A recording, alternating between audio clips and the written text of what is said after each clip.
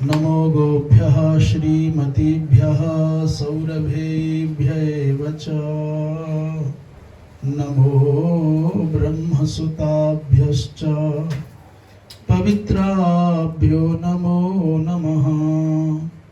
या विद्या शिवकेशवादिजननी या वै जगन्मोहिनी या पंचप्रणवद्विरेफनलिनी या चित्कलामालिनी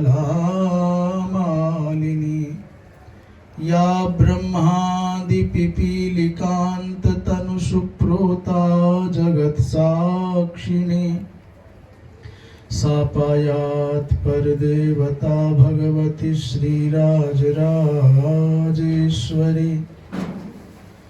श्रीमन्नारायण नारायण नारायण श्रीमन्नारायण भजमन नारायण नारायण नारायण भजमन नारायण नारायण नारायण। बोलो नारायण नारायण नारायण। बोलो नारायण नारायण नारायण। गाओ नारायण नारायण नारायण। गाओ नारायण नारायण नारायण। श्रीमन्नारायण नारायण नारायण। श्रीमन्नारायण नारायण नारायण। भजमन नारायण नारायण नारायण। भजमन नारायण नारायण नारायण। श्रीमन्नारायण नारायण नारायण। श्रीमन्नारायण नारायण नारायण।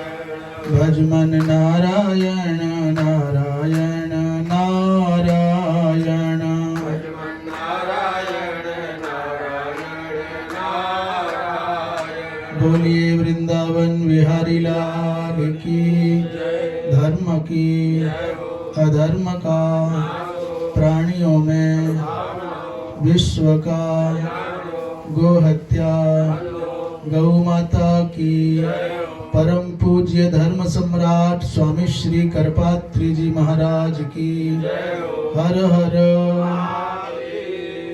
परम श्रद्धेय श्री स्वामी जी महाराज, उपस्थित मातृशक्ति एवं श्रोता बंधुओं, स्कंद पुराण के वैष्णव खंड का वेंकटाचलम महात्म्य आज चैत्र मास के कृष्ण पक्ष की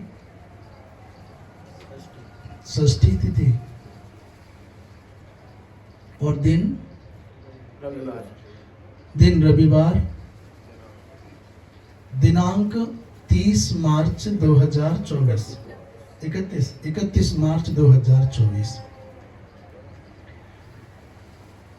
कल प्रसंग चल रहा था कि भगवती मां धरित्री ने, वसुंधरा ने बराह भगवान से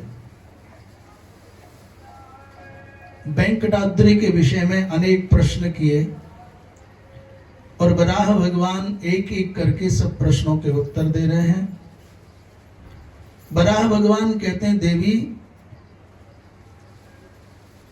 वैवस्वत मनवंतर में पूर्व काल का एक सतयुग आया। इसी वैवस्वत मनवंतर में पहला सतयुग, तब वायुदेव ने तपस्या की, भगवान श्रीनिवास का दर्शन किया था। इसी स्वामी पुष्करणी के तट पर वायुदेव ने तप करके भगवान श्रीनिवास और माता श्री देवी का, भूदेवी का दर्शन प्राप्त किया। दक्षिण तट पर भगवान नारायण, भगवान श्रीनिवास विमान में विराजते थे। स्कंद जी महाराज उनकी पूजा करते।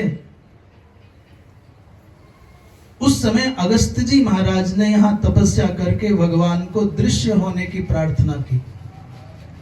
12 वर्ष तक अगस्त जी महाराज ने तप करके कहा, भगवान आपका प्रत्यक्ष सबको दर्शन हो, भगवान ने अगस्त जी महाराज की तपस्या से प्रसन्न होकर के सर्वदृश्यत्वम वरत्वेन जब याचे, तो कहा कि भगवान आप सर्वदृश्य हो जाएं, सब आपके दर्शन सहजता से प्राप्त कर लिया करें।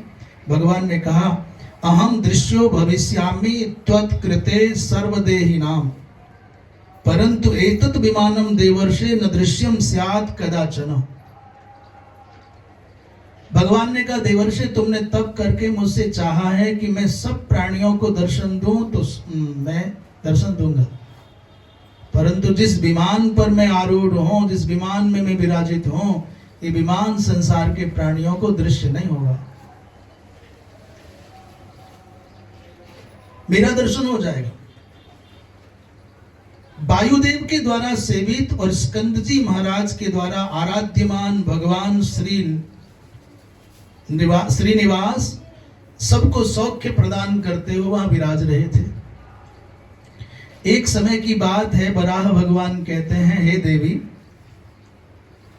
28वें द्वापर के मध्य महाभारत का जब महायुद्ध लगभग पूर्ण हो गया, अर्थात 28वां द्वापर का अंतिम काल चल रहा था, और उसके बाद महाभारत का युद्ध संपन्न जब हो गया, कलयुग आरंभ हो गया।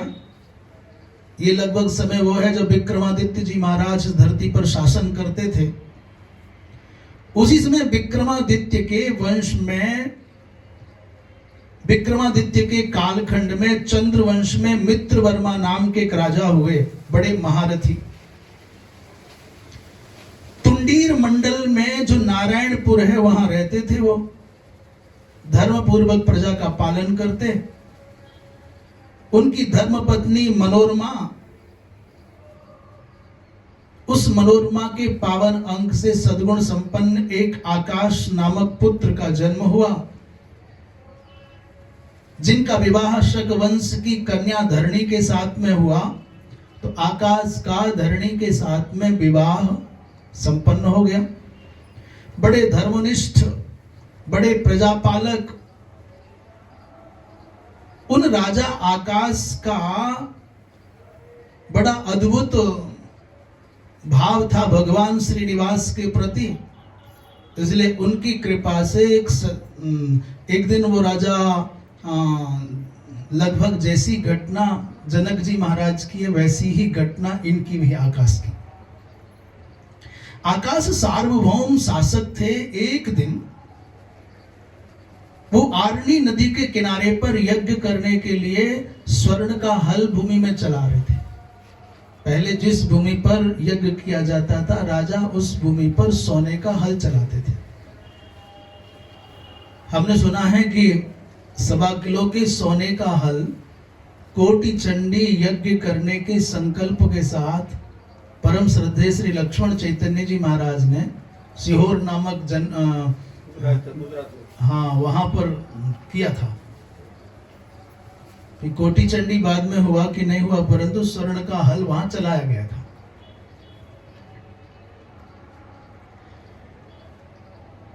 तो आकाश जब शासन करने लगे, इनके पिता वेंकटाद्रि पर तप करने चले गए। धर्म पूर्वक प्रजा का पालन करते हुए एक बार राजा जब यज्ञ करने के लिए सोने का हल भूमि में चला रहे थे स्वयं अपने हाथ से, उसी समय वो घटना घटी जैसी जनक जी महाराज के जीवन में घटी। मिथिला में जनक जी महाराज अपने हाथ से भूमि पर हल चलाते थे, और तभी उनको माता सीता की प्राप्ति हुई भूमि के गर्भ से। ठीक वैसी घटना यहां घटी। एक बड़े दिव्य, जब ये रथ चला रहे हैं, उसी समय पंकज कोश में एक ऐसी सैया जिस पर कमल खिले हुए हैं, कमल की सैया पर एक बहुत सुलक्षणा, सद्गुण संपन्ना, एक बहुत सुंदरी बालिका उस पर लेटी हुई है, छोटी सी बच्ची। राजा आश्चर्य से, उनका हृदय आश्चर्य के कारण विस्फारित नेत्रों से बालिका को देख रहे हैं, आनंद से हृदय भरा हुआ है। उस बच्ची का नाम पद्मावती रखा, और मन में सोचते भाई स्वर्ण के हल्के अग्रभाग में भूगर्भ से ये बालिका प्राप्त हुई, ये किसकी है, इसका लालन पालन करें तो कैसे करें। आकाशवाणी ने कहा राजन तवेयं कन्या, ये कन्या तुम्हारी है, इसका पालन करो। तवेयं कन्या राजन प्रीत्या पालय बालिकाम, उस बालिका का नाम पद्मावती रखा। और आकाश और धरणी दोनों के दोनों निसंतान पहले थे ही, पुत्री को पाकर के बड़े प्रसन्न हो गए। प्रजा में महोत्सव मनाया गया, आकाश मंडल से बड़े दिव्य दुंदुभियों का वादन हुआ, पुष्पों की वर्षा हुई। जिस पल पद्मावती ने महाराज के भवन में प्रवेश किया, उसी पल एक और अद्भुत चमत्कार हो गया। बहुत वर्षों से महारानी धरणी को संतान होने का कोई लक्षण भी दिखाई देता नहीं था। बड़े बड़े वैद्य, बड़े बड़े आचार्य, बड़े बड़े महात्मा प्रयत्न करके हार गए थे। और जिस दिन पद्मावती के चरण पड़े, उसी दिन महारानी धरणी को ऐसा अनुभव हुआ कि मेरे गर्भ में कोई बालक आए। किसी किसी जीव का जीवन इतना पावन होता है कि उसके तुम्हारे जीवन में आते ही आनंद का, समृद्धि का, सम्मान का, प्रतिष्ठा का ऐसा प्रवाह अनवरत प्रारंभ हो जाता है कि आप कल्पना भी नहीं कर सकते हुआ क्या। और किसी किसी जीव के ऐसे चरण होते हैं कि जहां पड़ जाए वहीं पटपरा हो जाए। चारों तरफ विषाद, चारों ओर हिंसा, चारों ओर क्षोभ, चारों ओर विद्वेष। कभी कभी ऐसा प्रायः देखने में आता है। लोग कहते हैं साहब जिस दिन से इस बच्ची के चरण घर में पड़े, बहू घर में आई है, तो क्या बोलते हैं, पौवारे हो गए। उसी दिन से दिन बदल गए साहब इस घर के। और कभी कभी ये भी सुनने में आता है कैसे इसके चरण जब से आई है तब से विनाश ही विनाश, विनाश ही विनाश।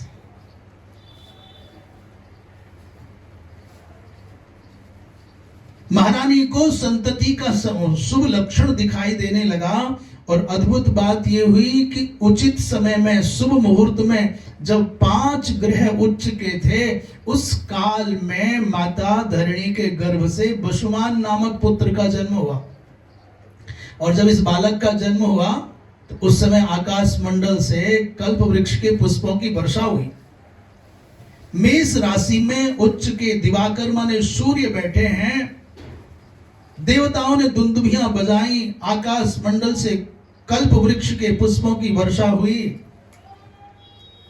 आकाश इतना प्रसन्न हो गए, महाराज उन्होंने अपना छत्र और चवर ये छोड़ करके, माने सिंहासन और छत्र चवर छोड़ करके जितनी संपत्ति उनके पास थी वो सब दान कर दी, सब लुटा दी।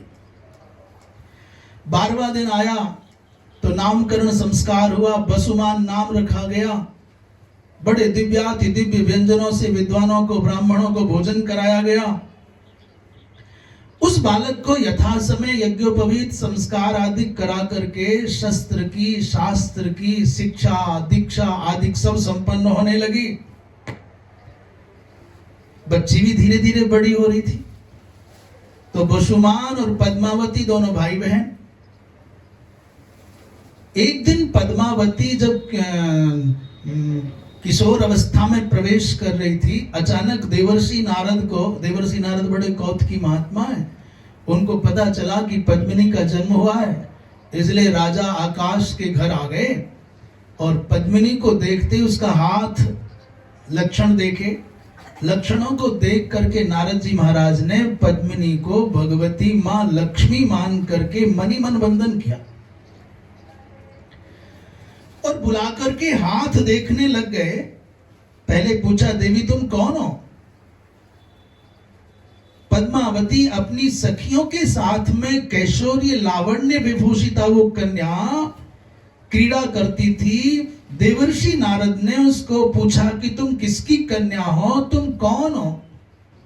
तो बड़ी मृदुता के साथ, बड़ी मधुरता के साथ, निष्कपट भाव से बालिका ने पहले नारद जी महाराज को प्रणाम किया और निवेदन किया भगवान मैं महाराजा धीराज आकाश की पुत्री, मेरा नाम पद्मावती।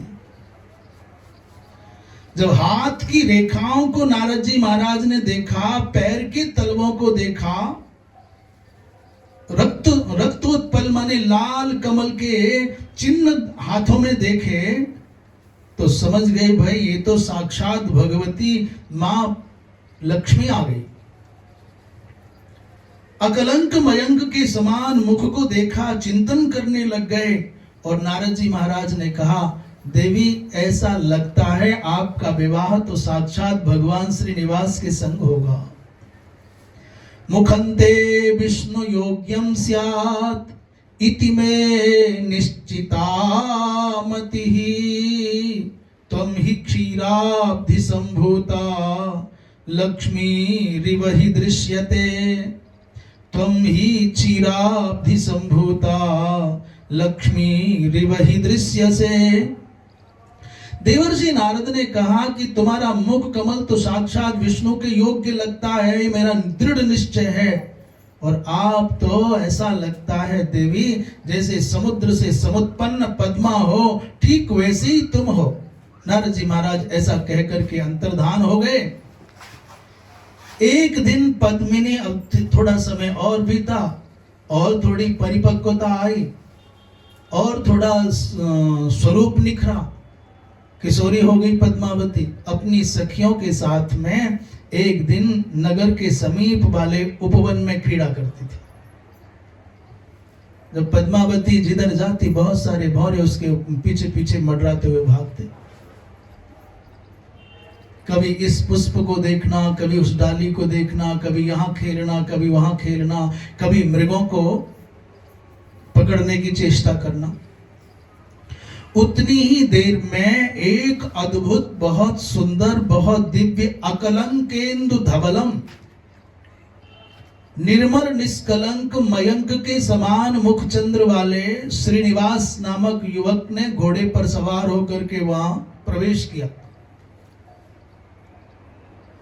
वो अश्वारूढ़ युवक ने जैसे ही पद्मावती को देखा तो उनके मन में भी जिज्ञासा हुई कौन है, और पद्मावती की दृष्टि पड़ी श्रीनिवास के ऊपर, उस युवक के ऊपर, तो उनके मन में भी आकर्षण जगा कि कौन है।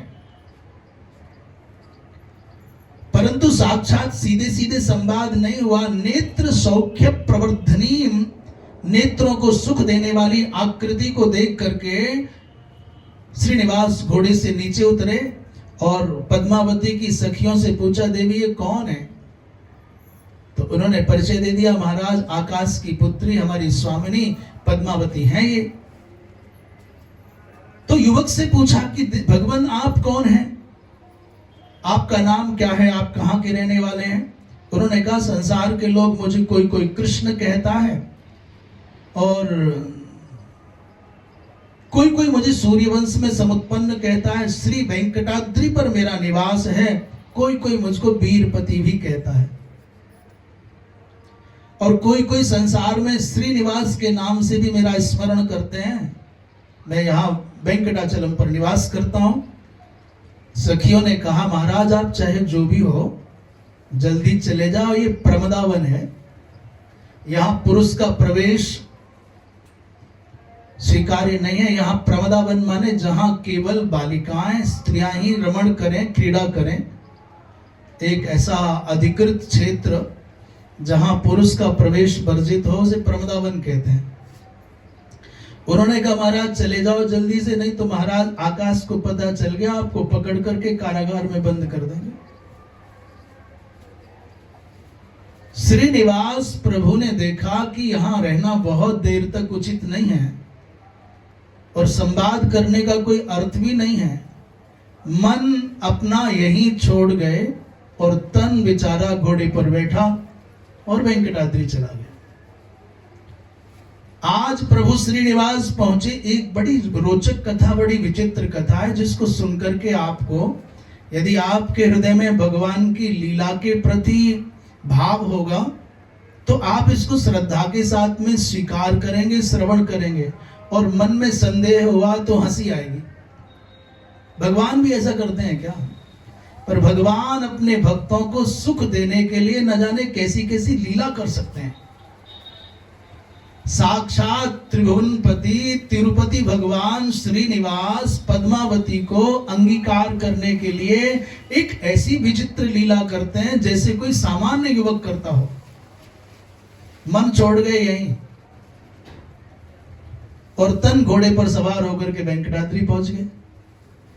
वहां आपकी सेवा में बकुल मालिका है और भी बहुत है। मध्याह्न में भगवान ने भोजन नहीं किया, नैवेद्य अर्पित किया, पर प्रभु ने नहीं पाया। बकुल मालिका ने पूछा आकर, भगवान ये प्रसाद और आप नहीं पाए तो फिर कौन पाएगा? बकुल मालिका ने उदासीनता को देखा और पूछने लगी, महाराज कारण क्या है? भगवान ये जो आप जब से लौटे हैं तब से आपके मुख कमल की कांति आपके मुख से गायब हो गई, कारण क्या है? भगवान श्रीनिवास ने कहा, देवी बकुल मालिके, पूर्व त्रेता युग में जब मैं राक्षसों को मारने के लिए राक्षस राज रावण को मारने के लिए राम बन के आया, अयोध्या के महाराजा धीराज दशरथ के यहां उनका पुत्र बन करके आया और लीला पूर्वक मैंने वन में जाकर के रावण को मारने की योजना बनाई। उस समय राक्षसों को मारने से पहले मैंने सीता जी को कहा कि तुम अग्नि में निवास करो, तुम पावक मह करो निवासा, और जबलों करो निशाचर, निशाचरों का नाश जब तक करो तब तक पावक में माने अग्नि के अंदर सुरक्षित रहो। तो अग्नि में सुरक्षित रहने का अर्थ, पावक शब्द का अर्थ है पावक, पावयति सर्वानिति पावकः, जो पवित्रता का प्रतीक है, जो सबको पवित्र करता है। दूसरा, पावक को क्यों सौंपा? बोले पावक पुरोहित है, अग्नि मीले पुरोहितम, अर्थात जब राजा को लगे कि मेरे ऊपर कोई आसन्न संकट है तो राजा का कर्तव्य है अपने परिवार की सुरक्षा का दायित्व तो अपने पुरोहित को सौंप दे। महाराज मेरे परिवार का ध्यान रखना। अग्नि देवताओं के पुरोहित हैं, इसलिए पुरोहित को अग्नि को देना उचित है। भगवती जनक नंदिनी जानकी माता सीता को भगवान राम ने अग्निदेव को सौंप दिया और अग्निदेव ने सीता जी को ले जाकर के अपनी श्रीमती धर्मपत्नी स्वाहा को सौंप दिया, संभाल करना, रक्षा करना इनकी। सीता जी के स्थान पर उन्हीं दिनों वेदवती नाम की एक कन्या वहां छाया सीता के रूप में रख दी गई। एक कथा थोड़ा ध्यान से सुनना, प्राय लोग इस बात को कम जानते हैं। सीता के स्थान पर माने अग्निदेव तो सीता जी को लेकर के पाताल में चले गए, स्वाहा के संरक्षण में सीता जी को रख दिया और रावण इन सीता के स्थान पर रहने वाली वेदवती को लेकर के लंका चला गया। वेदवती ने माता सीता का स्वरूप बना लिया। अच्छा, कारण क्या है? बोले जो वेदवती है, इस वेदवती ने अपने पूर्व जन्म में भगवान नारायण को पति के रूप में पाने के लिए बड़ा घोर तप किया। इनकी प्रतिज्ञा थी मेरा विवाह होगा तो भगवान नारायण के संग होगा, अन्यथा नहीं होगा।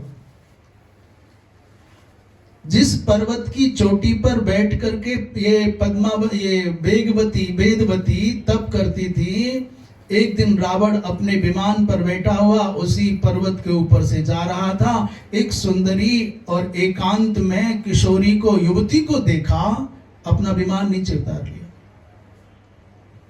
वेदवती के सौंदर्य से आकृष्ट होकर के उनको पाने के लिए इसने प्रार्थना की, देवी यहां जंगल में अकेले रहने का क्या उचित है, चलो लंका में, सोने की लंका है, भवन बहुत अच्छा है। वेदवती ने कहा, भगवान आप ब्राह्मण देवता हैं, ऋषि पुत्र हैं, अतिथि हैं, आतिथ्य के निमित्त जो मेरे पास संभव वो किया और अपनी मर्यादा मत लांघिए। परंतु रावण ने सोचा कि मेरे जैसा दुनिया में कौन है, मुझे कौन रोक सकता है। मनुष्य यही भूल करता है जब वो स्त्री को दुर्बल मानता है और स्त्री को जब वो भोग्या मानता है और अपने आप को सर्वसमर्थ मानता है, तब मनुष्य का पतन हो जाता है प्रारंभ। कितना भी शक्तिशाली क्यों ना हो, जिस पल पुरुष के मन में स्त्री को लेकर ये भाव आता है कि भोग्या है और मैं शक्तिशाली और ये दुर्बल है, उसी समय मनुष्य का पतन प्रारंभ हो जाता है।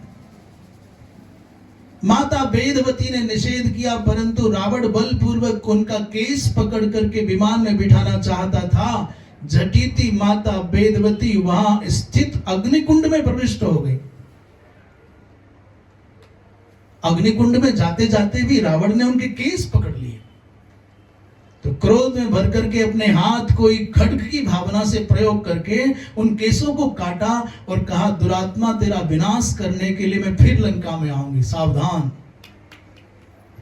वही वेदवती कहते हैं, एक बार सीता के रूप में, एक बार रत्नमयी कन्या के रूप में, और एक बार और 4 बार वेदवती लंकापुरी में 4 बार गई।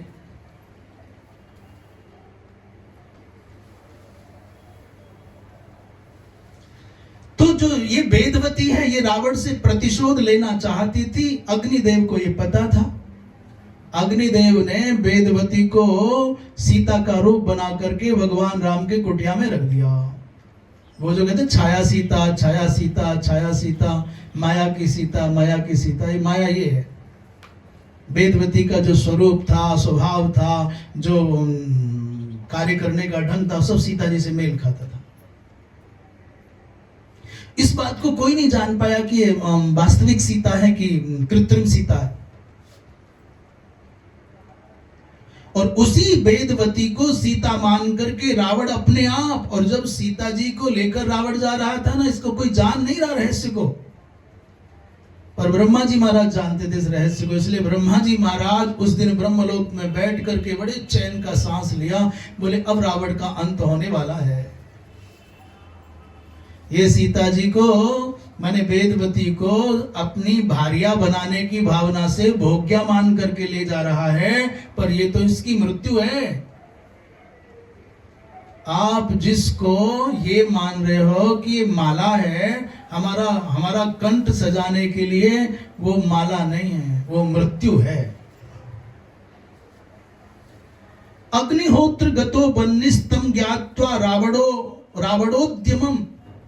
अग्निहोत्र में रहने वाले अग्निदेव इस उद्यम को जान गए, रावण के उद्देश्य को जान गए। इसलिए उन्होंने सीता जी को, वास्तविक सीता को पाताल में स्वाहा के पास रखा, और उसी रावण के द्वारा स्पृष्ट जो पूर्व काल की वेदवती थी, उस वेदवती को अग्नव विसृष्ट देहांताम संघर्तुम रावणम पुनः।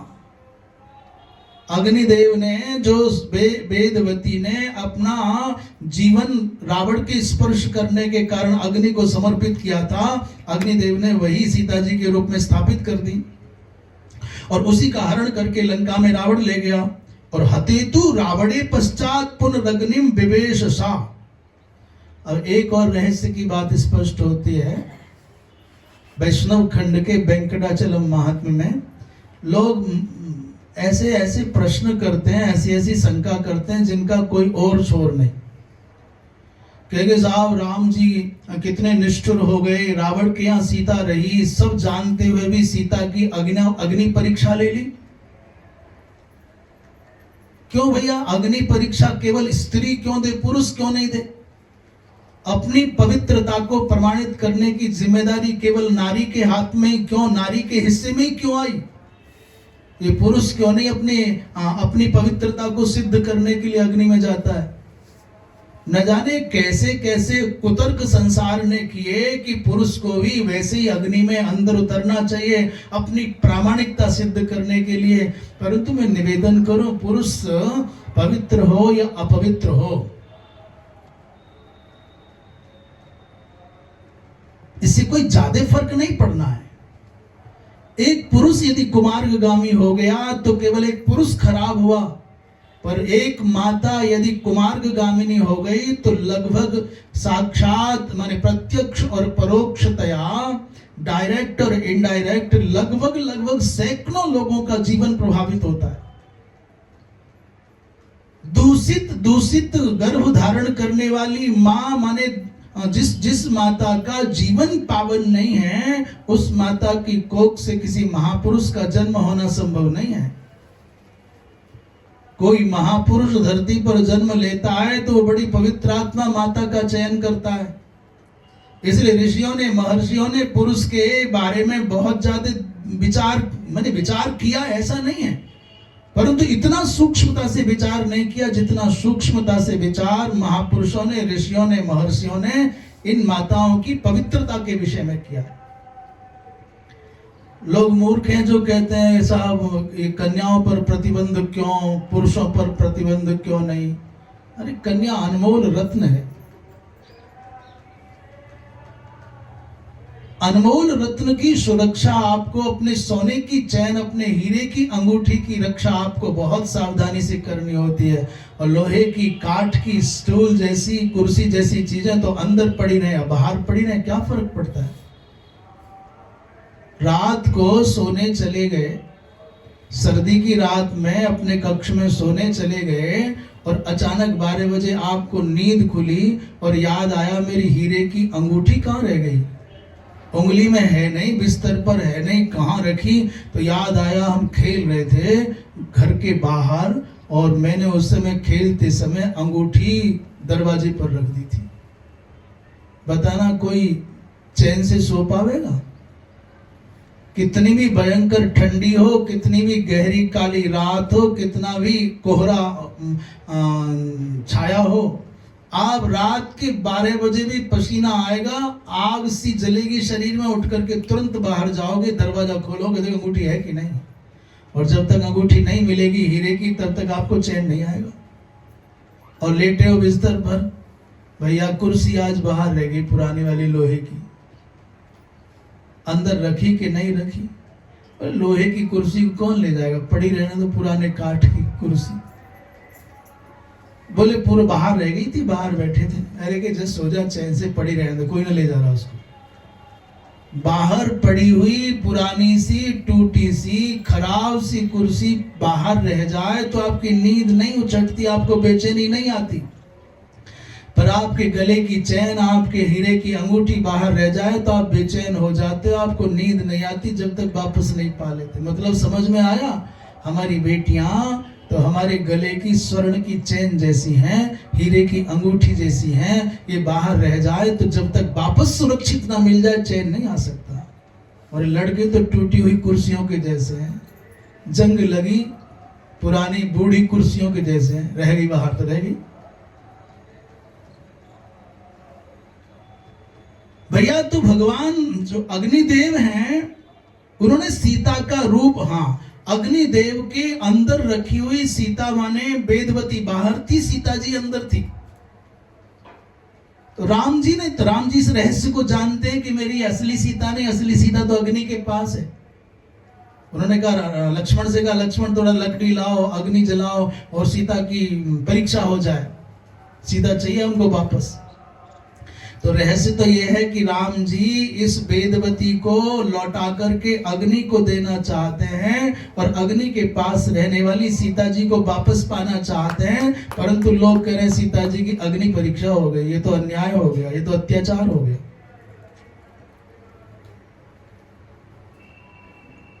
हतेतु रावणे पश्चात, रावण के मारे जाने पर पुनरग्निम विवेशसा, ये वेदवती फिर से अग्नि में चली गई।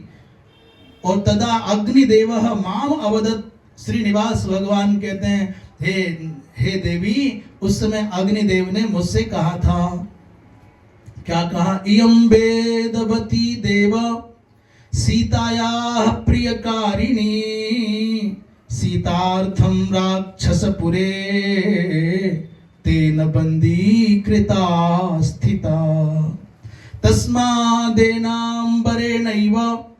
प्रीणयत्वं श्रिया सह। अग्निदेव ने कहा, हे राघव, ये जो वेदवती है इसने सीता जी के लिए, सीता जी का प्रिय करने के लिए सीता जी का रूप धारण किया और रावण के यहां कारागार में बंद रही। कारागार माने अशोक वाटिका में रही, ये सीता जी के लिए। इन्होंने अपना जीवन कठिनाइयों की भेंट किया केवल सीता मां के सुख के लिए, इसलिए इसको वरदान दीजिए, इसको प्रसन्नता दीजिए। सीता पी तदा माम तदा वदत, भगवान राम कहते हैं उसी समय सीता जी ने भी अनुमोदन किया, हाँ प्रभु ये वेदवती मेरा ही रूप है, मेरी छोटी बहन है, इस पर भी आपका उपकार होना चाहिए, इसको स्वीकार करो।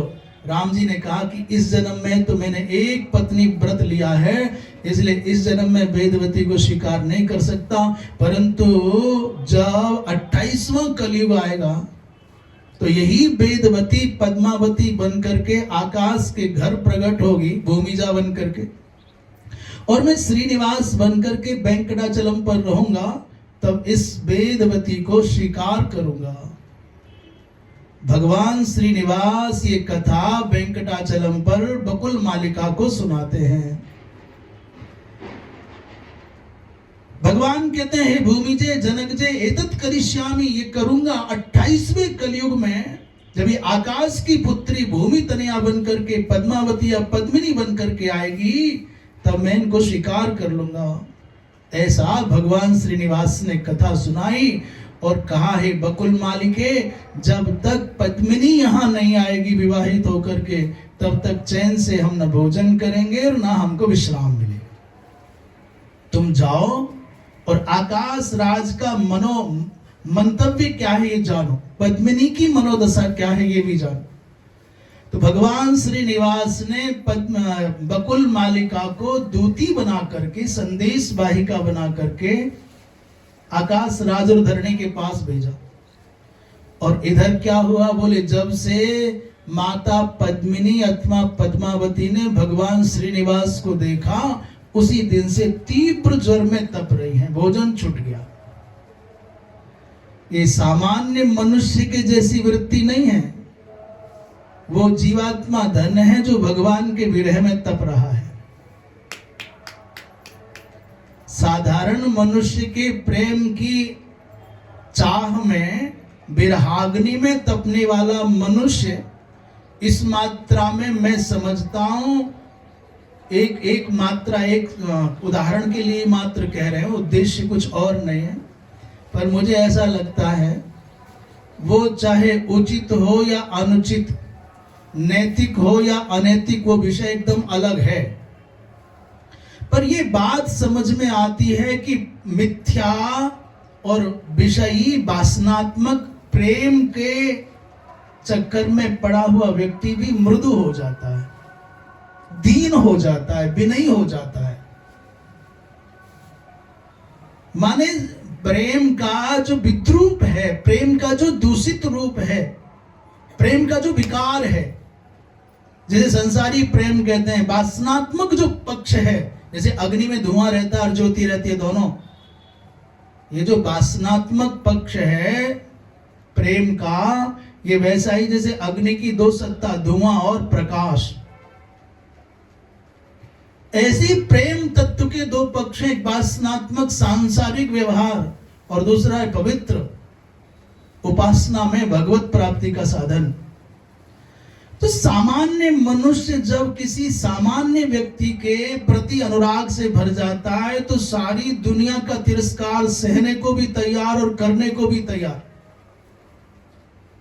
सारी दुनिया का तिरस्कार सहने को भी तैयार और सारी दुनिया का त्याग भी करने को तैयार हो जाता है, परंतु सामान्य मनुष्य को त्यागने को तैयार नहीं होता।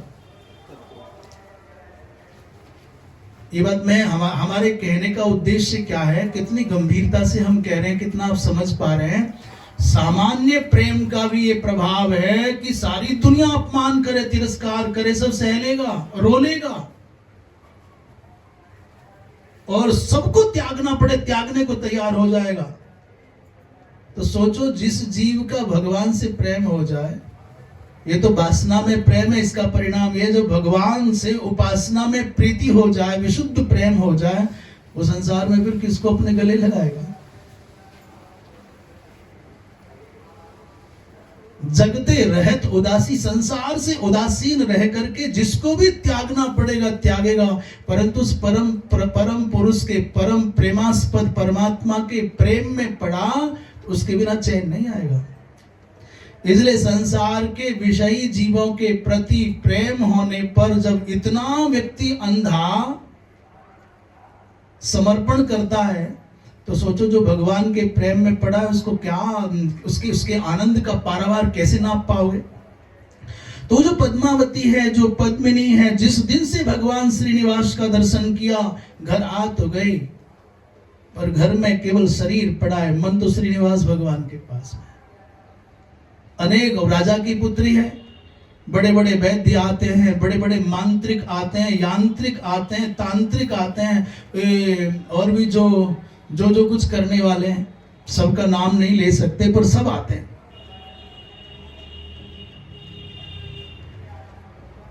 बोलिए वृंदावन बिहारी लाल की। महाराज एकांत में जब अपनी पुत्री को पीड़ित देखा, तो माता ने पद्मिनी से पूछा, बेटी बात क्या है, तू बता तो, तेरे ज्वर का कारण क्या है, तू खाती नहीं पीती नहीं। अच्छा, संसार में किशोर अवस्था में प्रवेश करने वाली कन्या का सबसे बड़ा कोई सहारा हो सकता है तो मां हो सकती है, उसे होना आवे तो। अन्यथा यदि मां सहारा ना बने, मां सहायक ना बने, मां मित्र ना बने, तो धूर्त कोटि के लोग उसका दुरुपयोग कर जाए। इसलिए मां को अपने बड़प्पन को छोड़ करके, अपनी ऊंचाई छोड़ करके मित्र भाव में आ जाना चाहिए। मां यदि उस अवस्था में मित्र बन जाए, सखी बन जाए, सहारा बन जाए, तो धूर्तों के चंगुल से बच्चे बच जाए। मां ने सर पर हाथ रख करके एकांत में पूछा, पुत्री बता तो तेरे मन में क्या है। कोई औषधि तेरे काम नहीं आ रही, बड़े बड़े सिद्ध वैद्य आ गए, बड़े बड़े मांत्रिक आ गए, यांत्रिक आ गए, तांत्रिक आ गए, सब निष्फल हो गए। हाँ, एक ज्योतिषी ने कहा, एक वृद्ध ज्योतिषी ने कहा कि कोई झमेला नहीं, कोई रोग नहीं है।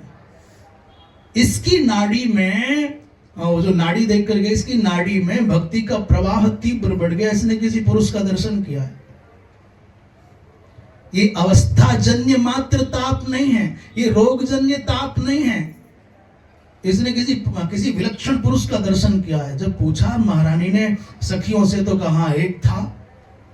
इससे जब मां ने पूछा कि पुत्री बता समस्या क्या है, पद्मिनी ने कहा, मां ऐसा कुछ नहीं, संसार का कोई व्यवहार नहीं, भगवंतम श्रीनिवासम बिना नाहम कामये अन्यम कमपि। मां मुझे भगवान श्रीनिवास के अतिरिक्त कोई और नहीं चाहिए। पुत्री कहां रहते हैं तेरे श्रीनिवास भगवान? बोले मैंने सुना है मां वेंकटाद्रि पर रहते हैं। और देवर्षि नारद ने मुझको एकांत में यह बात कही थी कि पुत्री तेरा विवाह तो भगवान नारायण के संग होगा। और जब से मैंने नारद जी के मुख से सुना है, तब से मुझे निश्चय हो गया है कि मैं संसारी जीवन नहीं जी सकती। तो मैया ने पूछा कि बेटी बता, भगवान के भक्त कैसे पहचाने भगवान को, भगवान के भक्तों को? आखिर भगवान तक पहुंचना है तो भगवान के भक्तों की आवश्यकता पड़ेगी, तो भगवान के भक्तों के लक्षण तो बता। मां ने पूछा, और पूछना क्या, इस समय मां को मित्र बन जाना चाहिए, उसका मन बदलने के लिए रोचक प्रसंग उठाना चाहिए, जिससे कि वो संवाद होने लग जाए, मन के भाव बाहर निकल आए। तो उस पद्मिनी ने कहा, मां भगवान के जो भक्त हैं या वैष्णवों के लक्षण बताती, कहते ऊर्ध्व पुंड्र धारिणो, जो 12 अंगों पर, ललाट में, उदर में, हृदय में, कंठ में, जठर में, पार्श्व में, कूर्परों में और भुजध्वंद में, पीठ पर, गलपृष्ठ पर 12 स्थानों पर ऊर्ध्व पुंड्र लगाते हैं। ये तो तुलसी की कंठी हो गई, माला हो गई, ऊर्ध्व पुंड्र हो गया, ये तो बाह्य चिन्ह है। परंतु जो वास्तविकता है, कहते हैं मां वेद पारायण रताः, दूसरा कहते हैं सत्यवादिनः, और तीसरा कहते हैं अनसूयकाः। मां भगवान के भक्त वो जो सदा वेद का पारायण करते हो, भगवान के भक्त वो जो अनुसूया, अर्थात असूया क्या है, अनुसूया क्या है, इसको समझ लें। असूया कहते हैं मनुष्य जब दूसरे के गुणों में दोषों का दर्शन करने लग जाए तो ये असूया है। पर गुणेशु दोषाविष्करणम असूया, दूसरे के गुणों में दोषों का आविष्कार करने की जो दुर्वृत्ति है उसका नाम असूया है। और जिसमें ये असूया नाम की बीमारी ना हो, असूया नाम का दोष ना हो, उसी को कहते हैं अनसूया। और जब तक मनुष्य अनसूया नहीं बनेगा तब तक उसको अत्रि की प्राप्ति नहीं होगी। और जब तक ये अनसूया और अत्रि दोनों मिलेंगे नहीं तब तक इनके यहाँ भगवान पुत्र बन करके आने वाले हैं नहीं। अनसूया माने जो दूसरों के दोषों को देखने का अभ्यासी हो गया है, उसको भगवान के मिलने की तो कौन कहे। भगवान का मिलना तो बहुत दूर की बात है, चित्त को चैन ही नहीं मिलेगा, जलता ही रहेगा, संशय की अग्नि में झुलसता ही रहेगा। इसलिए व्यक्ति को अनसूयु होना चाहिए, असूया नहीं होनी चाहिए। दूसरा सत्य वक्ता होना चाहिए। झूठ बोलने वाला व्यक्ति, एक बहुत अच्छा श्लोक है, जो जैसा नहीं है वैसा दिखने की चेष्टा करता है, सबसे बड़ा पाप है। योन्यथा संत महात्मानम अन्यथा प्रतिपद्यते किंतेना न कृतम पापम चौरेना आत्मापहारिणा। अभी मान लीजिए मैं विद्वान नहीं हूं पर विद्वान बनने का नाटक करता हूं, तो भला बताओ कौन सा पाप नहीं कर दिया मैंने। मैं भक्त नहीं हूं पर भक्त बनने का नाटक करता हूं, लोग मुझे भक्त समझे, ये भगवृत्ति का व्यवहार करता हूं, तो भला कौन सा पाप नहीं किया मैंने। मैं तितिक्षु नहीं हूं, मुझमें सहन, मैं मीठा नहीं बोलता, मैं निरभिमानी नहीं हूं, परंतु मीठा बोलने का नाटक करता हूं, बहुत मीठा बोलता हूं, तो बता कौन सा पाप नहीं किया। अर्थात आप जैसे हो वैसे रहो, वैसे ही दिखो, परंतु आप आवरण ओढ़ते हो, चादरें ओढ़ करके जीते हो, आप अच्छाई की चादर ओढ़ करके अपने अंदर की बुराइयों को ढकते हो, तो फिर आपने धरती पर कौन ऐसा पाप जो किया नहीं। इसलिए माता पद्मिनी ने कहा कि पर निंदाम न कुर्वन्ति, भगवान का भक्त मां वो जो दूसरों की निंदा नहीं करता। परस्वम न हरन्ति च, दूसरे के धन को पाने की जिनके मन में कभी चाह नहीं रहती। मेरे से लगती हुई भूमि है, ये कमजोर है, ये दुर्बल है, ये विधवा है, ये अनाथ है, ये लंगड़ा है, इसलिए कर लो कब्जा। जब व्यक्ति किसी को असक्त मान करके, दुर्बल मान करके उसकी संपत्ति हड़पता है, उसकी भूमि कब्जा जाता है, उसका घर कब्जा कर लेता है,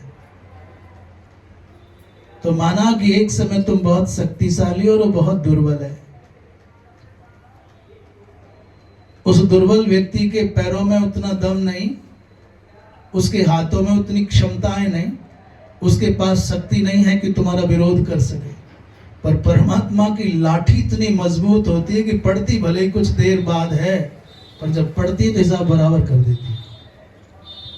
अभी 2-4 दिनों में पूरे के पूरे भारतवर्ष का परिदृश्य और विशेषकर उत्तर प्रदेश का परिदृश्य इस बात को सिद्ध करता है कि परमात्मा की लाठी की ताकत बहुत जोरदार होती है। न जाने कितने कितने प्राणियों के प्राणों का हरण करने वाले महाबली धरती पर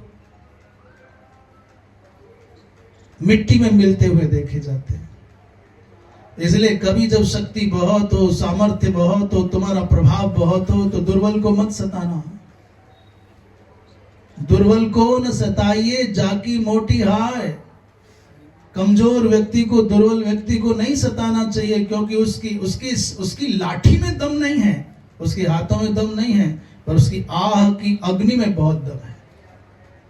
उसकी हाय में बहुत सामर्थ्य होती है। उस हाय की अग्नि में जल करके तुम्हारा समग्र वैभव, विस्तार, प्रभुत्व, विभुत्व सब नष्ट हो जाएगा।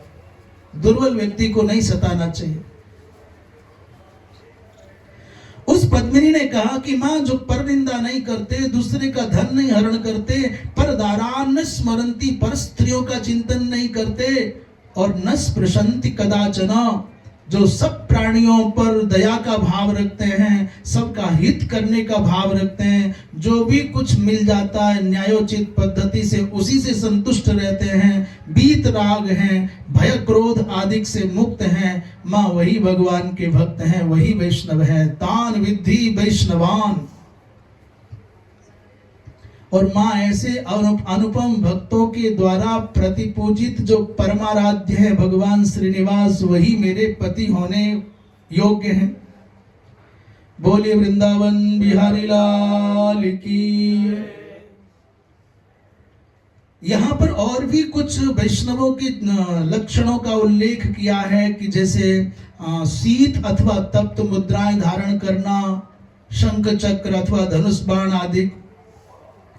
ये चर्चा चलती थी तब तक भगवान श्रीनिवास के द्वारा प्रेषित बकुल मालिका आई और वो अगस्त्येश्वर भगवान का पूजन करती थी। और वहीं पर देखा बहुत सारी युवतियां पूजा की तैयारी करती हैं। तो बकुल मालिका ने पूछा, रे तुम कौन हो? परस्पर संवाद हुआ, चर्चा हुई। उन्होंने कहा, महारानी हम देवी, हम तो आकाश राज की कन्या पद्मिनी की सखियां हैं और हमारी सखी हमारी स्वामिनी को अज्ञात रोग है, वो ज्वर में जलती हैं। किसी ज्योतिषी ने, विद्वान ने बताया कि बहुत जल्दी ज्वर शांत हो जाएगा, अभीष्ट मनोरथ सिद्ध होगा, परंतु अगस्त्येश्वर भगवान का रुद्राभिषेक हो जाए। तो जिन ब्राह्मण देवता ने ये पूजा का आदेश दिया है, भगवान शंकर की उपासना का, अगस्त्येश्वर पूजकान विप्रान, तो हम उस पूजा की समग्र व्यवस्था का संपादन करने के लिए आए। तो कोई बिल्वपत्र लाते, कोई पुष्प लाते, कोई दूर्वा लाते, कोई नैवेद्य, कोई फल, कोई जल भर करके ला रहे हैं। एकादश ब्राह्मण बुलाए गए, बड़े उत्तम कोटि के वेदज्ञ, और वहां नमक चमक के विधान से अभिषेक चल रहा था। तो बकुल मालिका ने कहा कि क्या आप हमको पद्मिनी से मिला सकती हो, पद्मिनी की माता से मिला सकती हो? उन पद्मिनी की सखियों ने कहा, हाँ अवश्य। तो बकुल मालिका चल करके उन सखियों के साथ में वो अभिषेक संपन्न हो गया, पूजा संपन्न हो गई। ब्राह्मण देवता भी पहुंच रहे महल में, प्रसादी पाएंगे, दक्षिणा पाएंगे। और उसी समय बकुल मालिका पहुंच गई। तो बकुल मालिका से पहले एक घटना और घट गई। एक कोई वन से जो बनवासिनी माताएं होती हैं, वो बनवासिनी माता अपने बालक को पीठ पर बांधे हुए और विभिन्न प्रकार की औषधियां, कंदमूल, फल लिए हुए भ्रमण करती हुई आई। तो पद्मिनी की माता तो चिंतित थी। उसने कहा, अरे देवी यहाँ आ, यहाँ तेरे पास कोई जड़ी बूटी है क्या? कोई तंत्र मंत्र जानती है क्या? उसने कहा, माँ कि जरा देख, मेरी पुत्री बहुत तीव्र ताप से तप्त हो रही है, बुखार में पड़ी है, इसकी औषधि बता। तो बालिका को देखते ही उसने कहा, उसने भी यही कहा जो ज्योतिषी ने कहा कि बहुत जल्दी ठीक हो जाएगी, इसको ज्वर आदि नहीं है, ये विरहाग्नि में तप रही है। इतना सुनते ही महारानी को संतोष हो गया कि बात तो बिल्कुल ठीक है। उसी समय बकुल मालिका पहुंच गई और जब परस्पर संवाद हुआ तो महारानी ने पूछा, देवी तुम क्यों मिलना चाहती हो मेरी पुत्री से, कौन हो तुम? तो बकुल मालिका ने कहा, हे महारानी, मैं वेंकटाद्रि निवासी भगवान श्रीनिवास के द्वारा प्रेषित हूं और भगवान श्रीनिवास आपकी पुत्री पद्मिनी को प्राप्त करना चाहते हैं। आपका मनोभाव क्या है? मृगिया काल में आपकी पुत्री का दर्शन किया है महाप्रभु ने, आकाश राज को बुलाया जल्दी से महारानी ने, और महारानी ने कहा, भगवान समाधान मिल गया, हमारी कन्या का जो ज्वर है उसका कारण भी समझ में आ गया और निवारण भी समझ में आ गया। आकाश राज ने तुरंत अपने भाई बंधु बुलाए। कन्या का विवाह करना हो तो अकेले नहीं करना चाहिए, कन्या को स्वतंत्र रूप से तो अपने बारे में कभी निर्णय करना ही नहीं चाहिए। अभी तो माता पिता को भी अकेले बैठ करके कोई अंतिम निर्णय नहीं करना चाहिए, अपने भाई बंधुओं को भी साथ में लेकर के बैठना चाहिए। आकाश राज ने सब भाई बंधु बुलाए और प्रस्ताव तैयार हो गया, सबने धन्यता का अनुभव किया। उनके जो पुरोहित थे वो बड़े प्रसन्न हो गए। बृहस्पति जी महाराज को बुलाया गया, लग्न पत्रिका का शोधन हो गया और यहां से पद्मिनी ने संदेश भेजा बकुल मालिका के माध्यम से, साथ में एक संदेश देने के लिए सुख को भेजा है, तोता को। संदेश क्या है? भगवान, आपके दर्शन करने के अनंतर मुझको सारा संसार शून्य दिखाई देता है। मेरी जिह्वा से श्रीनिवास के अतिरिक्त कोई शब्द नहीं निकलता। मेरे नेत्रों में आपकी दिव्य छवि के अतिरिक्त कोई और छवि टिकती नहीं है। बदामि तब नामानि स्मरामि तद वपुः सदा और ध्रियन्ते तब चिन्हानि भुजाद्यंगै रमापते। हे रमापते, मैं केवल आपके लिए जीती हूं। आपके भक्त तद भक्तान अर्चयामि, आपके भक्त मिल जाते हैं, मैं आपके भक्तों की अर्चना करती हूं। तत्प्रीतये कर्माणि करोमि मधुसूदन, हे मधुसूदन, मैं आपकी प्रीति के लिए सब कर्म करती हूँ। जिनके पंच संस्कार संपन्न हो गए हैं, ऐसे आपके भक्तों को पा लेती हूँ तो मुझे इतना सुख मिलता है जैसे साक्षात आपका दर्शन हो गया। जो व्यक्ति ये चाहता है कि मेरे हृदय में भगवान की भक्ति स्थिर हो जाए, उसको भगवान के भक्तों का संग करना चाहिए। भगवान के भक्तों को पाकर के इतना प्रसन्न हो जाए जैसे अपना सर्वाधिक प्रिय कोई मिल गया हो। जैसे लोभी धन पाकर के प्रसन्न हो जाता है, जैसे कामी अपने अभीष्ट प्रियजन को पाके प्रसन्न हो जाता है, ठीक वैसे ही भगवान के भक्त मिल जाए, संत मिल जाए, विद्वज्जन मिल जाए, ब्राह्मण देवता मिल जाए, इतना प्रसन्न हो जाए जैसे साक्षात भगवान मिल गए। तो इतना करने से उस व्यक्ति के चित्त में भगवान की भक्ति दृढ़ता से स्थिर हो जाती। एवं सदैवा चरन्त्याः पित्रोरनुमते मम। एक बात, माता पद्मिनी ने जो पत्र भेजा, जो संदेश भेजा है, जो मैसेज किया है, वो तोता के माध्यम, यद्यपि बकुल मालिका सुन रही है सब, पर तोता को सब बात बताई है। साथ में एक बात का भगवान इतना ध्यान रखिएगा, मैं मेरे मन से अपने आप स्वतंत्र होकर के कुछ नहीं करती। पित्रोर अनुमता, माताजी पिताजी की अनुमति से। कुरु प्रसादम देवेशो मामंगी कुरु माधव, हे माधव, हे मधुसूदन, हे श्रीनिवास, आप मुझ अनाथ को अपनी सेविका स्वीकार करके मेरा जीवन धन्य कर दो। जैसे संदेश माता रुक्मिणी ने भगवान कृष्ण के पास में ब्राह्मण के द्वारा भेजा था, वैसे ही संदेश माता पद्मिनी ने शुक के माध्यम से भगवान श्रीनिवास के पास भेजा है। देखिए, एक अंतर इतना है कि आजकल जो प्रेम के नाम पर फूहड़पन पसर रहा है, उसमें और इस प्रसंग में बहुत अंतर है। यहाँ वैशिष्ट्य क्या है? बोले सामान्य कन्या भी जिसके प्रति आकर्षित हो जाती है, उसके प्रति मूर्खता भरी बातें करती ही है। उसको लगता है कि मेरा निर्णय सबसे उत्तम है। परंतु इस प्रसंग में और ये जो आजकल प्रसंग चलते हैं उनमें अंतर क्या? यहाँ पित्रोरनुमते मम, यहाँ माता पिता की आज्ञा से जो हुआ, जो किया जा रहा है, माता पिता के मार्गदर्शन में और आज्ञा से हो रहा है।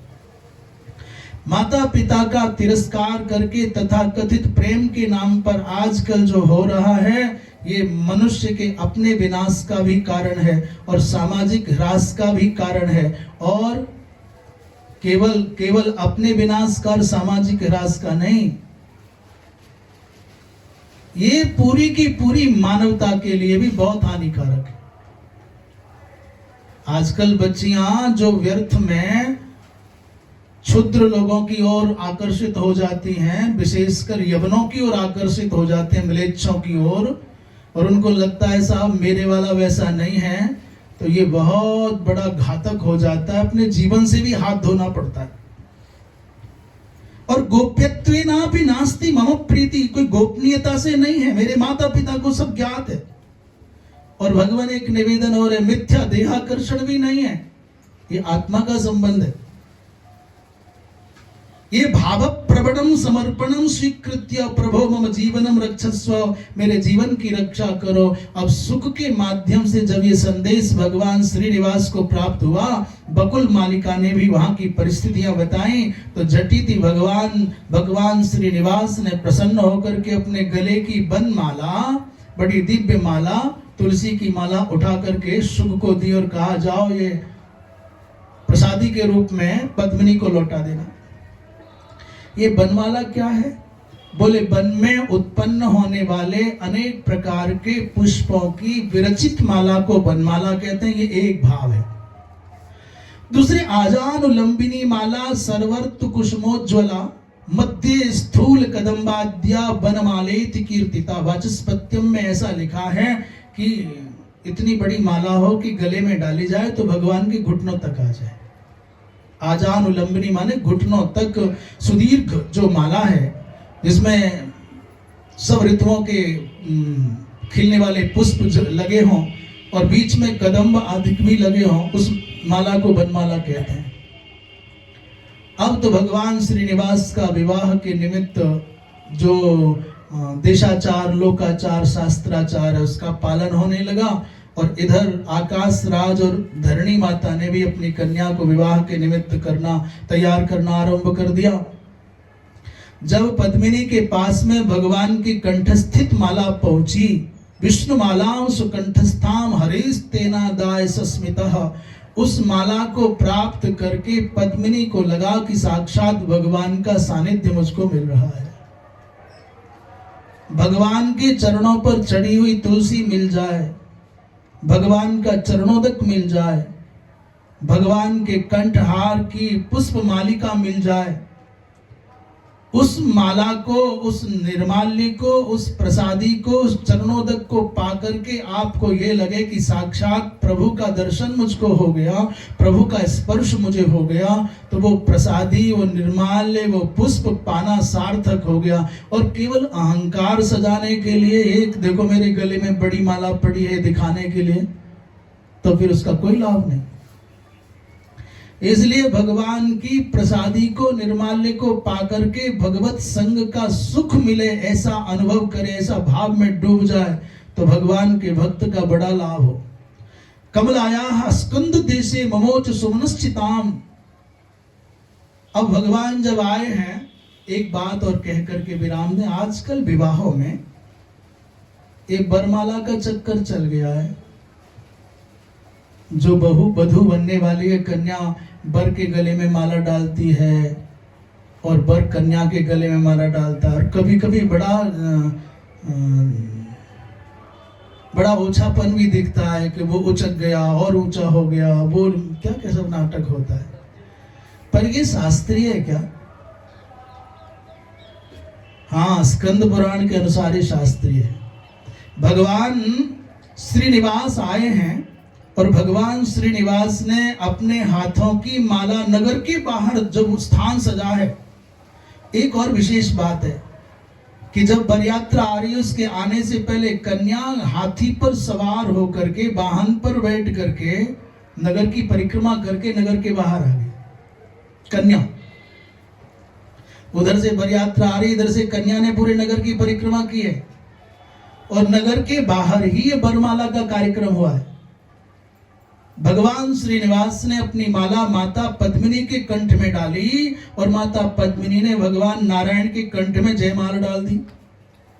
इसके बाद फिर अंदर प्रवेश हुआ तो लाजा होमांत जो वैदिक विधियां हैं वो सब संपन्न हुई, पाणी ग्रहण संस्कार संपन्न हुआ। अब जब कन्यादान कर दिया तो आकाश राज ने चरणों में दंडवत प्रणाम किया। भगवान ने कभी वरदान मांगो। आकाश राज ने कहा, भगवान वरदान तो मांगने के लिए बचा क्या, जब आप हमारे संबंधी हो गए तो इससे बड़ा और क्या रह गया मांगने के लिए शेष। परंतु तत्सेवई बेह देवैवं भूयादव्य विचारिणी।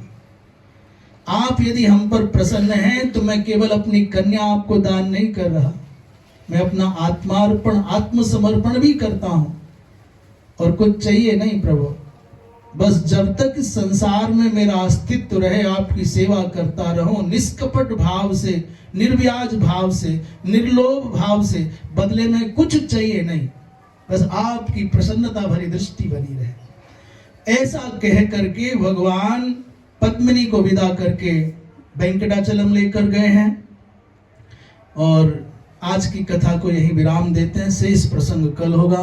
श्रीमन नारायण नारायण नारायण, श्रीमन नारायण